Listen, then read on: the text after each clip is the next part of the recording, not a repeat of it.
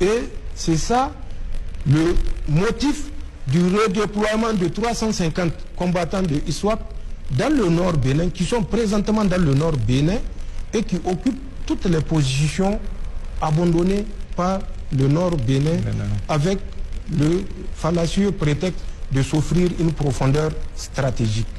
Mais il ne faut pas abuser et utiliser les termes comme des perroquets. Pour qu'un pays puisse s'offrir une profondeur stratégique, il faut que ce pays-là soit capable de s'assurer physiquement cette profondeur stratégique. Les Français qui sont les maîtres de ces Béninois, ou en tout cas des talons, que les Béninois m'en excusent, les Français n'ont pas de profondeur stratégique. Remontons à la Deuxième Guerre mondiale, juste la Deuxième Guerre mondiale. En combien de jours les troupes allemandes ont marché sur Paris, à travers les Ardennes, la fameuse ligne Maginot? Les Français n'ont pas de profondeur stratégique. La profondeur stratégique ne peut pas être conseillée dans le cas précis du Bénin. Au Bénin. Il faut que les gens se réveillent. Il faut qu'ils écoutent ce que nous disons.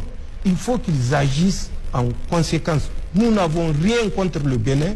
Nous n'aurons rien contre le Bénin parce que nous savons que nous formons un seul peuple. Si Patrice Talon pense que en sacrifiant des Béninois, il peut s'offrir un troisième mandat, c'est son choix. Mais nous, c'est notre choix également de faire la résistance et de révéler les enjeux géostratégiques à nos populations pour qu'elles comprennent ce qui se passe et éviter de se faire manipuler. C'est ça la situation qui se passe au Bénin.